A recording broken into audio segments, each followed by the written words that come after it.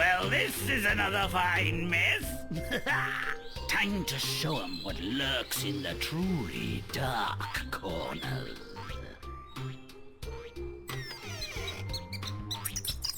Make it nasty.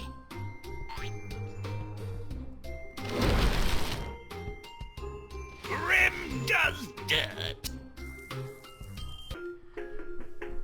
Hello everyone, I'm your mad host, and I'm just pausing to apologize for the first half of this tale. More specifically for the last part, the last scene where, you know, everything kind of went to hell. I don't know why it did that. Outside of, like, again, recorder decided to stop in the middle of recording to make a video file. And then afterwards, the normal game audio itself wasn't recording, so I had to, like, kind of edit a bit more. I had to edit that last bit out, so I do apologize for everything. So hopefully that fixes itself here. I don't know. I'll check in case. If not, I'll just re-record this half. So yeah, we'll continue onwards then. So welcome back to the Tale of Thumbling. Jesus, this is just like a harsh. This tale has been going swimmingly, and by swimmingly I mean completely awful. And, well, we get to go to probably the one part of this tale I don't really like, because it kind of forces there's kind of a sense of forced urgency in this. Because, as we know in the tale, there's a cat. And, well, we are conveniently the same size as Thumbling now, so you can bet what happens here. And, well, what do you think happens when a guy like me tries to make some progress? Freaking cat gets in the way, starts chasing you, and, well, you start dying.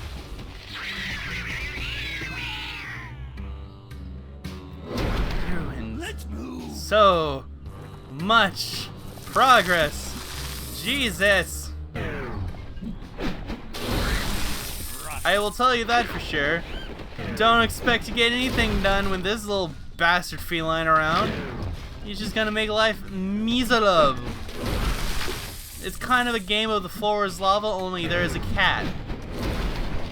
And it wouldn't be bad if this weren't somehow like the cheerfulest feline freaking around come to ruin your day again.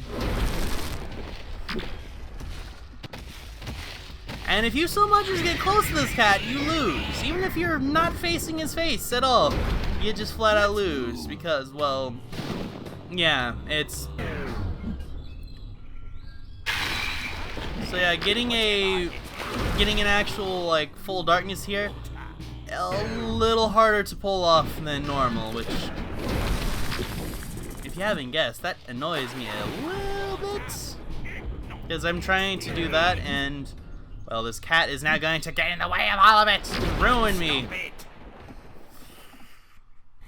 So I'm trying to get through as much as I can without, you know, seeing your bastard cat over there. Which, if you try to butt stomp to do anything, he just kind of says no to you, because, yeah. How dare you have, like, hopes and dreams and aspirations of doing anything of the sort? And see, here's the worst thing. This old bastard will spawn camp you. He waits for you.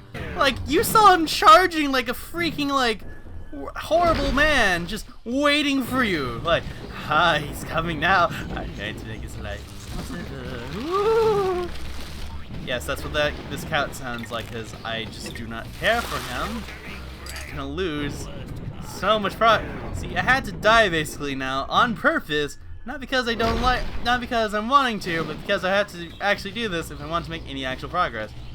Because again, this stupid cat is just chasing me constantly. I can't actually do exactly what I want. Ruins progress. I swear to God, I don't know where that cat just went. It worries me when I don't know where the cat is suddenly. Because he could just be anywhere.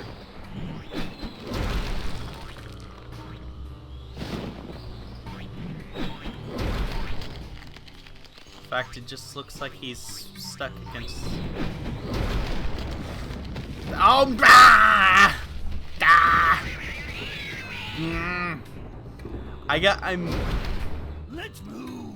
I'm disappointed in myself because I was dumb enough to believe that somehow the cat was I was lucky enough for the cat to get stuck against the wall geometry, and now I've died because, well, yeah.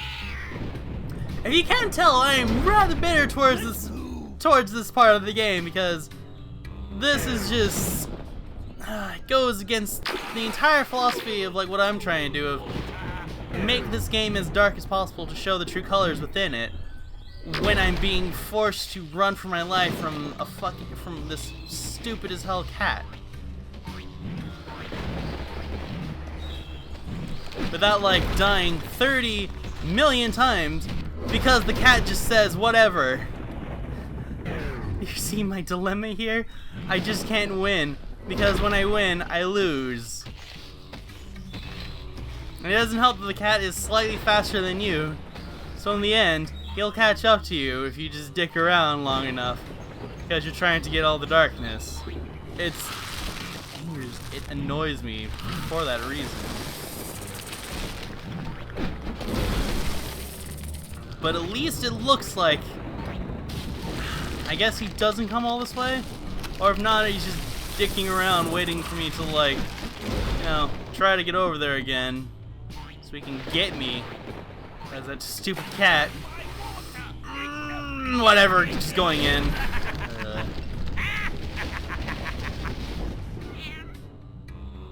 A fortuitous hole provides temporary support among the mice. Lucky Thumbling. This looks comfortable. Dara's host happy at his arrival. Even Thumbling seems a little bored. So am I. Let's stir up a little chaos. Make it repulsive. Let's get this over with. In fact, you know what? This is how much I don't care about these little stupid rats. I'm going to ruin their house. We're going to cause as much ham because you know what? That stupid cat just brought too much misery to me because. So I'm feeling a little petty and spiteful now. Gonna ruin their whole house and home. Ruin everything they probably cherish. Did they have loved ones and lives and whatnot? Probably they did. Do I care though? No, not really. Not anymore at least. Because, you know, that's just what this world has done to me. That's what that cat has done to me! Stupid cat.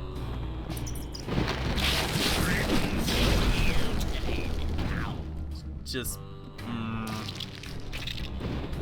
I'll be back for you.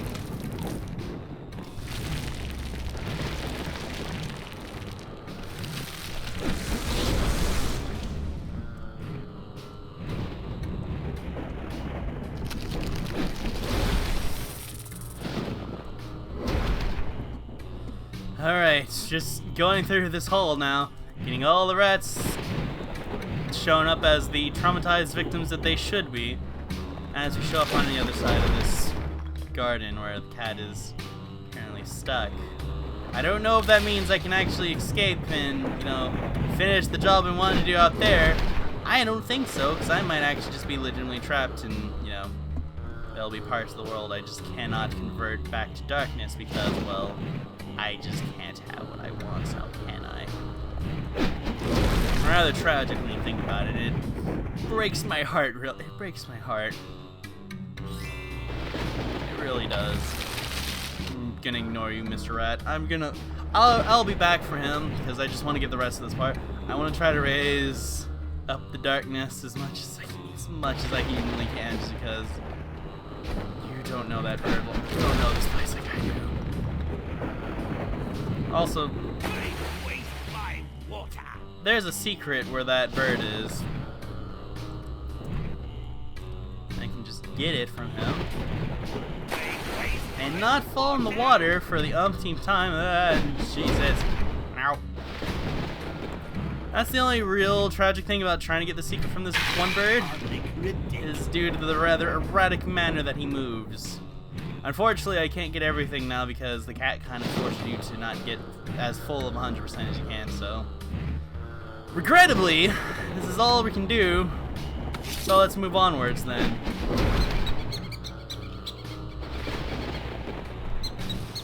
Restoring the natural order. Red in tooth and claw. That's what I'm all about.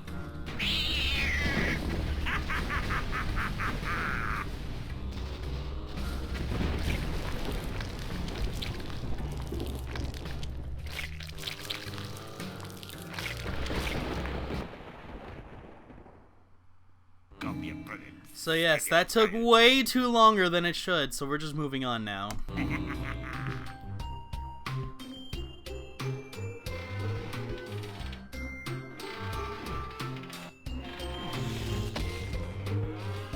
Now a butcher, baker and candlestick maker can't be far behind. I don't see much evidence of the dirty work. Let's get the blood flowing. Make it repulsive. Make a mess. Right, so we are now with the baker because, well, after Thumbling's encounter with the cat, she got swallowed up by a cow, and the butcher found this said cow, that was bewitched, and decided I'm gonna cut the hell out of it. That's nearly not enough in order to make this as deplorable as it could be. So why don't we make it implicating of a more human subject? After all, what's more dangerous than a mad and crazy butcher? Cannibals. I mean, I'm not like saying it's gonna be a cannibal, but I'm just gonna heavily I'm gonna imply the hell out of it at least. Stop it! Also, if you look at this if you look at all this, it does look like most healthy at least. I mean, would you want to eat half of the stuff with all the maggots on it? I mean, you know, you never know, because maggots could actually be, in some cases, maggots are actually considered a rather nice delicacy. So, I mean, you can't really judge right away off of appearance. It could actually be rather nice. You just don't know it. And to be honest with you guys as to what these cleaners are supposed to be, I have no idea. I've never really figured it out. If anyone would be ever so kind as to explain it to me, I would be rather grateful for you guys in the long run. But we have more to do.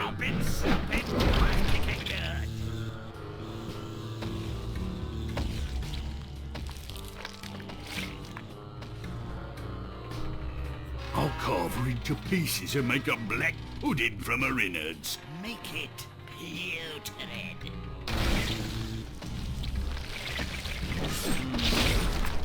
Black pudding is always... I've never really... I will be completely honest, I am not the most... I would not be the first person to know what a black pudding is. That is partially due to my own ignorance. But if anyone were to tell that to me, I'd be rather grateful. And, well, here is another slow motion segment where we have to kind of get past the mallets before they kind of grind us to bits. Jesus. And I think, unlike most of the slow motion power-ups, this one actually goes a little bit quicker for our very grateful mercy, because, man, that would not be fun if we had to just get past there as quickly as possible. And also, here's the portion of our butcher. Doesn't he look like a very sane and honest man? I trust him with my meat. I mean, it probably would be questionable what the meat is, but you could at least trust him at least. And the bloodiest butchery, which again, that's always honest work at least. There's always a market and demand for it, so. And yet, even more of a slow motion segment, we are,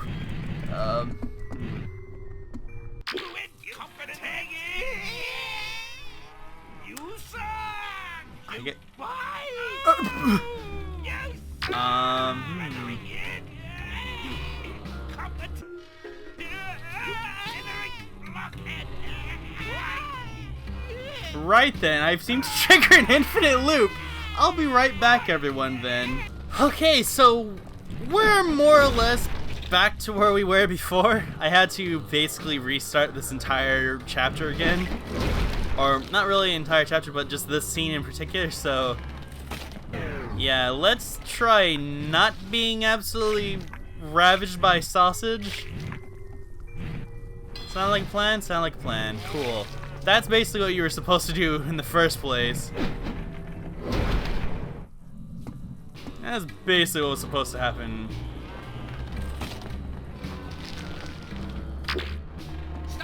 Oh, okay.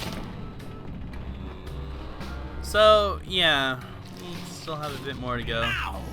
Although, if we could, I think I'm going to at least, we can risk going,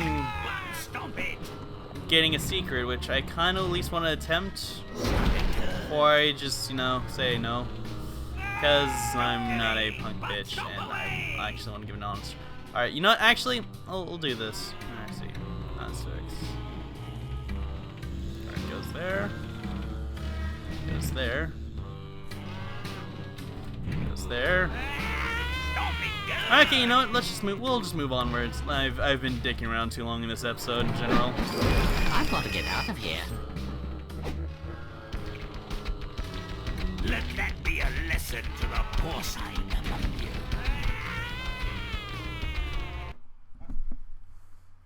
you. And with that, we move on to our final scene. Hopefully nothing screws up like the first part of this, so let's just hope for the best, eh?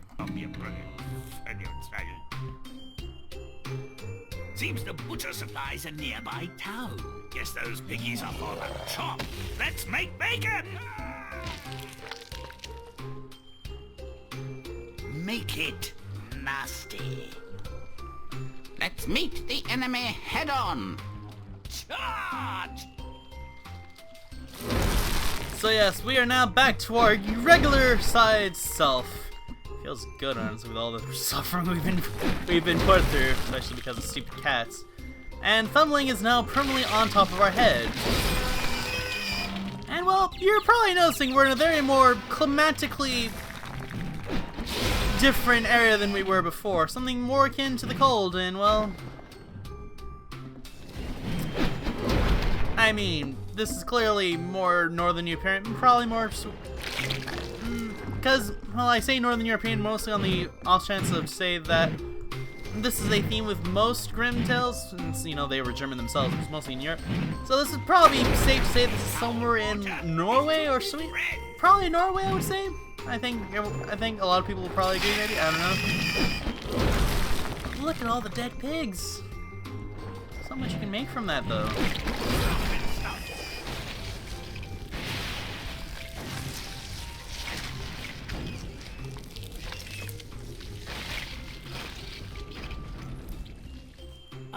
A Viking village? Well, who am I to question fate? They look a little too cheery. I prefer my Vikings with a little more Ragnarok.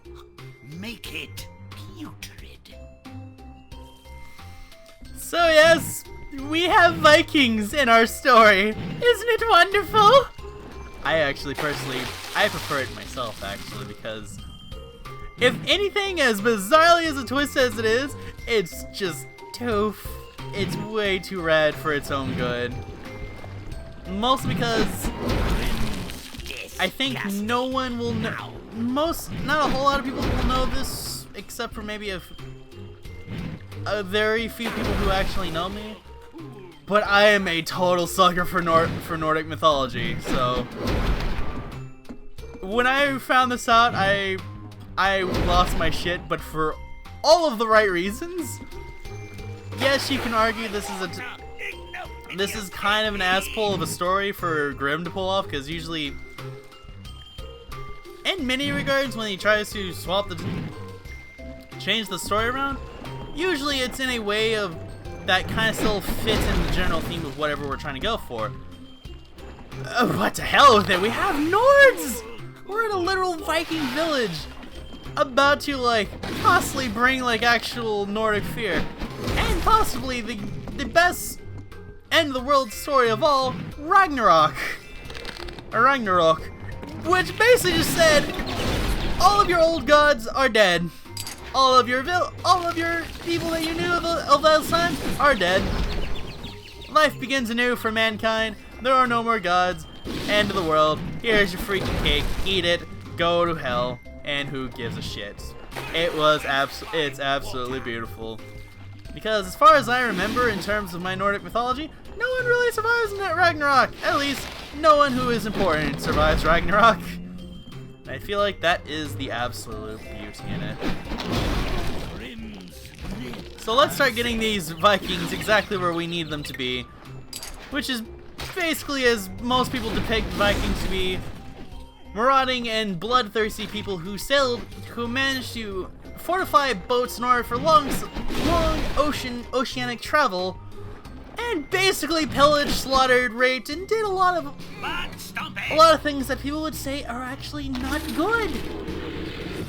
But in all honesty, as much as I will joke about it, and as much as I will admit I know almost nothing about actual Viking culture itself, it is a very interesting culture to look at, actually. Because they were able to accomplish quite a bit in their time. Someone even argued to say they may have actually been ahead of their time. They may have actually been a bit ahead of their time, actually. But alas, but I will say, I think to me, at the very end of the day, it is their mythology and their stories, to me at least, that's the most interesting. Their gods were intriguing. They were more or less kind of human. They had their faults. They were arrogant. They were bitter. They weren't just perfect. They were all flawed.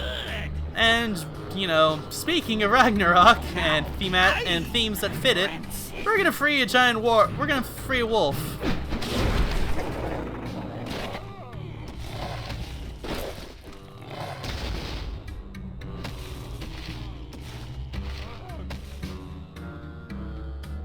Make it, I'll.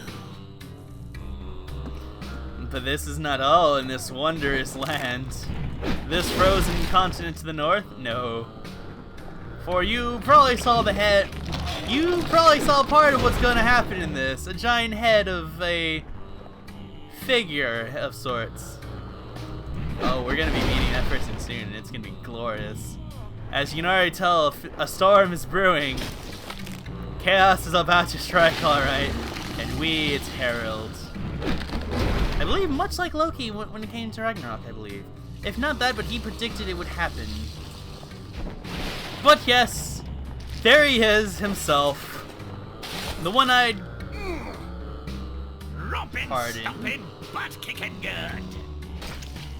The one-eyed god himself, the wise raven, a man who is known to have 2 ravens on his shoulders, who were able to tell him, I believe in the past and present, in future, if I remember correctly.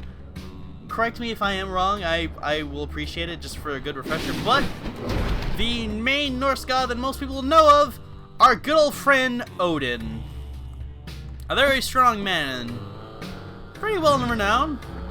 Even if in Ragnarok he has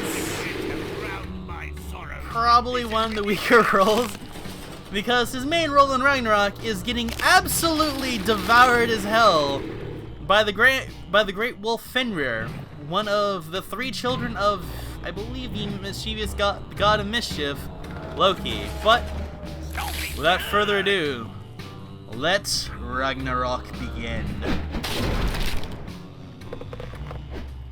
Thumbling set out to see the world. That he never thought he'd see it end. Ragnarok!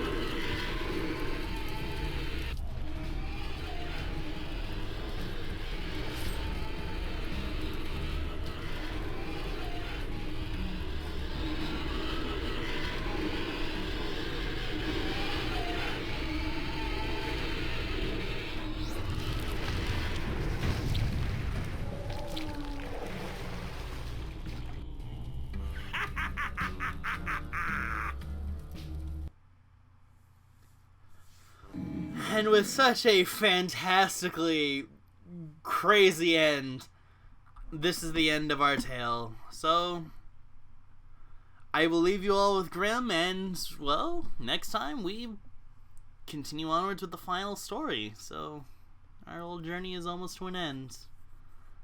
I have been your mad host, everyone, and until then, take care. Bye.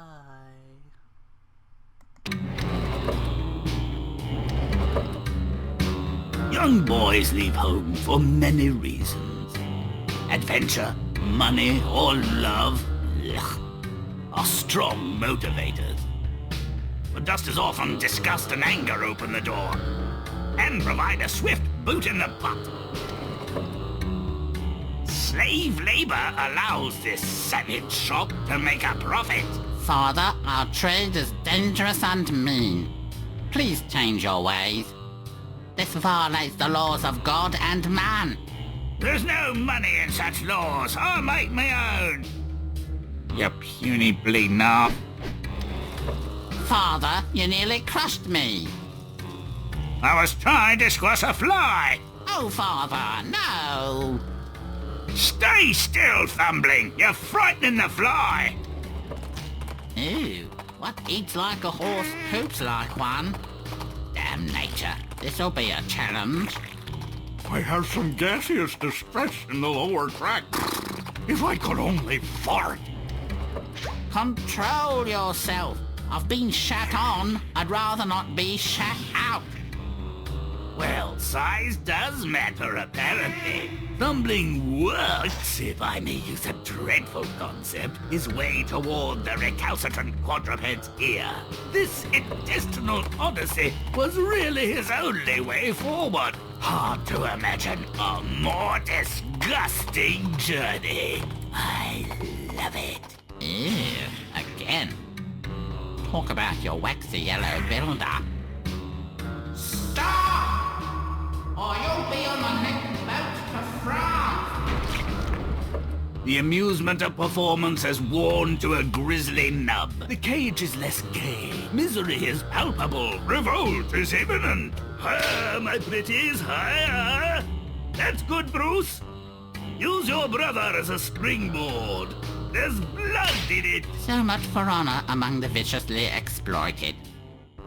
I've got to get out of here. Died unappreciated and abused in a defunct flea circus, not what you had in mind for your epitaph? Get in line. Thumbling, if not slightly smarter than the fleas, is a bit stronger. He makes his escape at their expense. Our boy eludes his oppressors, but is quickly forced to seek shelter from a ravenous, marauding feline. You have numbers on your side. With a coordinated plan, you could defeat your enemy. We are not Lilliputians. We are not heroes. Are we not, Mace? Our duty is to die, following token and totally ineffectual resistance. Come out now, little mousies. I'm a bit peckish. Let's meet the enemy head-on. We'll scratch out his eyes. By which Thumbling meant I'll escape while the cat scrapes your body parts from his teeth. Oh yeah, our thumb-sucking searcher winds up in a butcher shop gone rogue. Out of the feline frying pan into the slaughterhouse sausage. Thumbling has something more than bad karma, but his luck holds, I guess. He lives, though only to be abused. Mercy, you brute! You nearly separated my fingers from my hand! When a man is happy in his work, the loss of a couple of digits is a trivial price to pay. And if someone is unhappy in his work? He ends up like this pig. Never a dull moment. Another escape is required. No wonder the whole Viking town is ill or dead. They got tired of the halibut-only diet and gave themselves over to the butcher's diseased bear. Thumbling became a vegetarian. This is what life is really like. Not much different than being home with Dad. Except for the Vikings and the epidemic of domain poisoning. neat resolution, no happy ending. All you can say is the little guy's still alive and looking for trouble. He's bound to find it. May all our stories end so well. Until next time!